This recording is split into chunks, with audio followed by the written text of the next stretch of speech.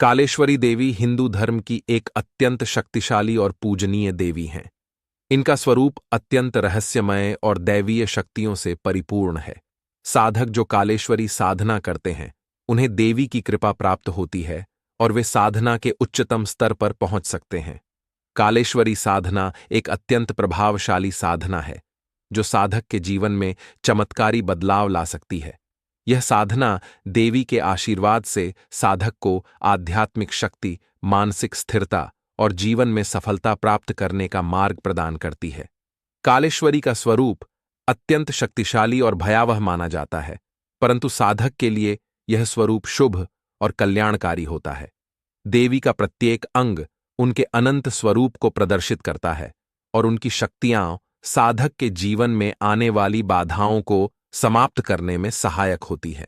कालेश्वरी साधना का उद्देश्य देवी की कृपा प्राप्त करना और जीवन में मानसिक, शारीरिक और आत्मिक संतुलन स्थापित करना होता है। इस साधना को करने से पहले साधक को उचित तैयारी करनी पड़ती है। साधना स्थल का चयन विशेष रूप से किया जाना चाहिए। साधना का स्थान शांत, पवित्र और नकारात्मक शक्तियों से मुक्त होना चाहिए। साधक को सफेद या काले वस्त्र पहनने चाहिए और शुद्ध आसन पर बैठकर साधना आरंभ करनी चाहिए। साधना का समय रात्रि को उपयुक्त माना जाता है, क्योंकि रात्रि में देवी की शक्तियां अधिक प्रभावी मानी जाती हैं। साधना आरंभ करने से पहले साधक को अपने मन को शुद्ध करना आवश्यक होता है। साधक को अपने मन में देवी की शक्ति का आह्वान करना चाहिए और ध्यान मग्न होकर साधना आरंभ करनी चाहिए। साधना के दौरान साधक को देवी के एक विशेष मंत्र का जाप करना होता है। यह मंत्र साधक को देवी से जोड़ता है और साधना को सफल बनाने में सहायक होता है। मंत्र का सही उच्चारण और नियमित जाप साधक को देवी के आशीर्वाद के निकट लाता है। मंत्र जाप के दौरान साधक को एकाग्रचित्त होना चाहिए और अपने मन को किसी भी प्रकार की व्याकुलता या विचारों से मुक्त रखना चाहिए। साधक का ध्यान पूर्ण रूप से देवी पर केंद्रित होना चाहिए। साधना के दौरान आने वाली किसी भी प्रकार की बाधा से निपटने के लिए साधक को अपनी मानसिक शक्ति को बढ़ाने के लिए नियमित ध्यान करना चाहिए। साधना के दौरान बाहरी बाधाओं को दूर करने के लिए विशेष सुरक्षा कवच मंत्र का जाप भी किया जाता है, जो साधक को किसी भी नकारात्मक प्रभाव से बचाता है। साधना समाप्त होने के बाद साधक को शांति से देवी का धन्यवाद करना चाहिए और उनके आशीर्वाद के लिए कृतज्ञता व्यक्त करनी चाहिए। साधना के बाद साधक को अपने दैनिक जीवन में वापस लौटते समय विशेष सावधानियां रखनी चाहिए। साधना के दौरान प्राप्त होने वाली शक्तियों का सही तरीके से उपयोग करना चाहिए और उन शक्तियों का दुरुपयोग करने से बचना चाहिए। देवी की कृपा से प्राप्त शक्तियां साधक के जीवन को सकारात्मक रूप से प्रभावित कर सकती हैं, परंतु उनका दुरुपयोग करने से साधक को हानि हो सकती है। कालेश्वरी साधना के दौरान साधक को कई रहस्यमय और अलौकिक अनुभव हो सकते हैं। साधना के उच्चतम स्तर पर साधक को देवी के दर्शन भी हो सकते हैं। यह दर्शन साधक के जीवन में अद्वितीय परिवर्तन लाते हैं और साधक को देवी की कृपा से प्राप्त होने वाली सिद्धियों का अनुभव होता है। साधना के दौरान देवी के विशेष संकेत साधक को यह बताते हैं कि उसकी साधना सफल हो रही है। साधक को इन संकेतों को समझकर साधना को और अधिक गहनता से करना चाहिए। साधना के बाद साधक के जीवन में मानसिक, शारीरिक और आध्यात्मिक बदलाव देखने को मिलते हैं। साधक को शांति और संतुलन की अनुभूति होती है और वह जीवन में आने वाली कठिनाइयों का सामना करने के लिए और अधिक सक्षम हो जाता है। साधना के बाद साधक को अपने जीवन में कुछ विशेष नियमों का पालन करना चाहिए, ताकि साधना से प्राप्त शक्तियां स्थायी रूप से उसके जीवन में बनी रहें। साधक को विनम्र और सरल रहना चाहिए और साधना से प्राप्त शक्तियों का सही दिशा में उपयोग करना चाहिए। कालेश्वरी साधना से साधक को कई प्रकार की सिद्धियां प्राप्त हो सकती हैं। यह सिद्धियां साधक को जीवन में आने वाली बाधाओं को समाप्त करने, शत्रुओं से रक्षा करने और आध्यात्मिक उन्नति में सहायक होती हैं। साधना के उच्चतम स्तर पर साधक को अष्ट सिद्धियां और नवनिधियों की प्राप्ति हो सकती है, जो जीवन के हर पहलू में साधक की सहायता करती है। परंतु साधक को इन शक्तियों का सही उपयोग करना चाहिए और उन्हें अपने व्यक्तिगत लाभ के लिए नहीं, बल्कि संसार के कल्याण के लिए उपयोग करना चाहिए। साधना के दौरान साधक को कई चुनौतियों का सामना करना पड़ सकता है। साधना के प्रारंभिक चरणों में मानसिक और शारीरिक बाधाएं उत्पन्न हो सकती हैं। साधक को इन बाधाओं का सामना धैर्य और संयम के साथ करना चाहिए। साधना के दौरान कई बार साधक को बाहरी और आंतरिक शक्तियों से संघर्ष करना पड़ सकता है। साधना को सफल बनाने के लिए साधक को पूर्ण निष्ठा और समर्पण के साथ साधना करनी चाहिए। कालेश्वरी साधना को नियमित रूप से करने से साधक को दीर्घकालिक लाभ प्राप्त होते हैं। यह साधना साधक के जीवन में स्थायी शांति, संतुलन और सफलता प्रदान करती है। साधक को साधना को अपने जीवन का हिस्सा बनाना चाहिए और नियमित रूप से इसका अभ्यास करना चाहिए। साधना के माध्यम से साधक देवी की कृपा प्राप्त कर सकता है और जीवन के हर क्षेत्र में सफलता प्राप्त कर सकता है। कालेश्वरी देवी की साधना हिंदू धर्म में एक अत्यंत गूढ़ और रहस्यमयी साधना मानी जाती है। देवी कालेश्वरी का स्वरूप भयंकर और प्रचंड है, लेकिन उनके उपासक और साधक उन्हें अत्यंत कृपालु और कल्याणकारी मानते हैं। यह साधना साधक के जीवन में कई चमत्कारी बदलाव ला सकती है।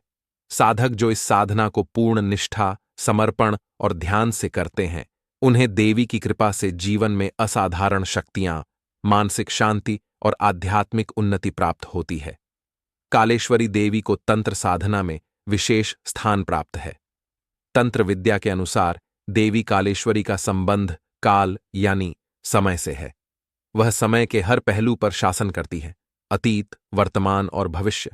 उनका स्वरूप काल की अनंतता को दर्शाता है और जो साधक उनकी साधना करता है उसे समय की हर सीमा से मुक्त होने की क्षमता प्राप्त होती है।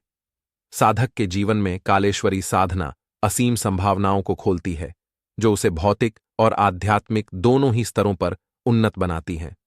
साधना से पहले साधक को अपनी मानसिक, शारीरिक और भावनात्मक स्थिति को शुद्ध करना होता है। शुद्धिकरण की यह प्रक्रिया साधना के सफल होने में महत्वपूर्ण भूमिका निभाती है। साधक को साधना करने से पहले कुछ दिनों तक ब्रह्मचर्य का पालन करना चाहिए, जिससे उसकी ऊर्जा का संचय हो सके और वह साधना में पूर्ण रूप से समर्पित हो सके।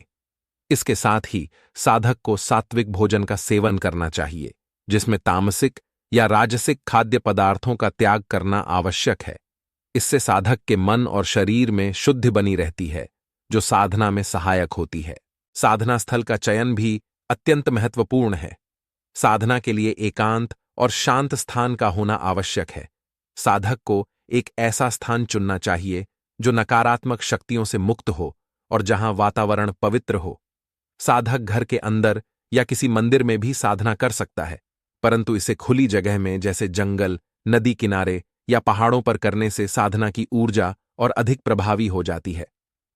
स्थान का चयन करने के बाद साधक को इसे शुद्ध करने के लिए गंगा जल या शुद्ध जल का छिड़काव करना चाहिए।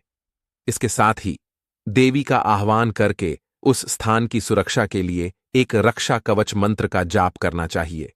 साधना के लिए वस्त्रों का भी विशेष ध्यान रखना चाहिए। काले या सफेद वस्त्र इस साधना के लिए सबसे उपयुक्त माने जाते हैं, क्योंकि ये रंग देवी के स्वरूप का प्रतीक होते हैं।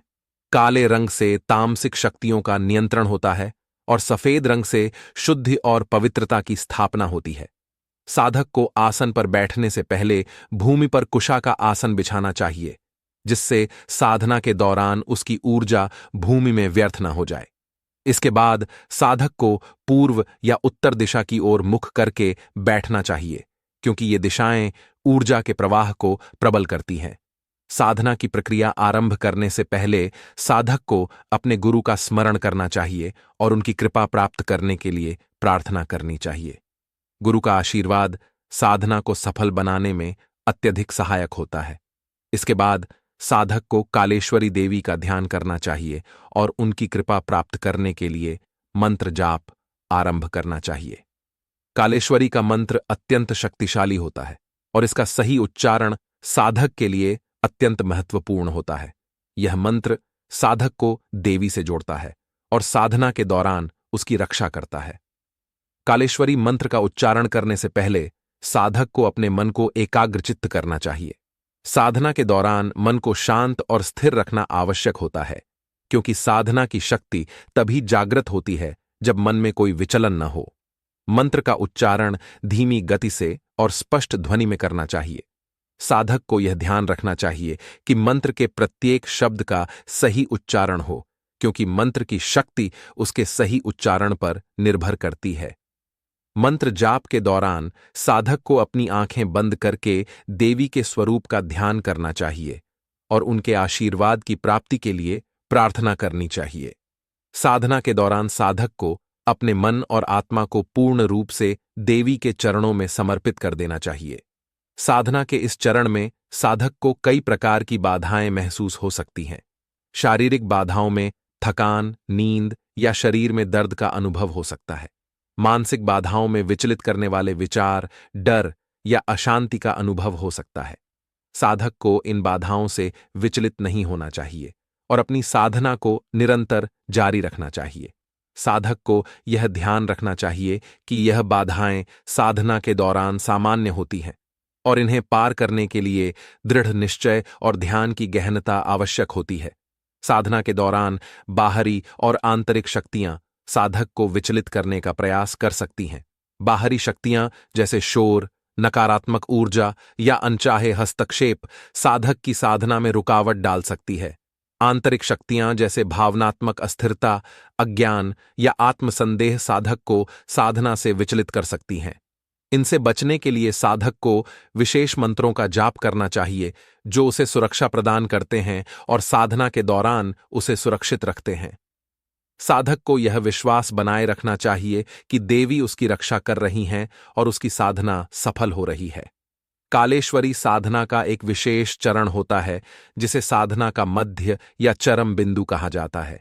इस चरण में साधक को देवी के दिव्य दर्शन हो सकते हैं या उनके संकेत प्राप्त हो सकते हैं। साधना के इस स्तर पर साधक को देवी की कृपा से कई रहस्यमयी अनुभव हो सकते हैं। साधक को देवी की उपस्थिति का अनुभव हो सकता है और उसे ऐसा प्रतीत हो सकता है कि देवी उसके साथ संवाद कर रही हैं। इस चरण में साधक को अत्यंत सतर्क और जागरूक रहना चाहिए, क्योंकि यह साधना का सबसे महत्वपूर्ण चरण होता है।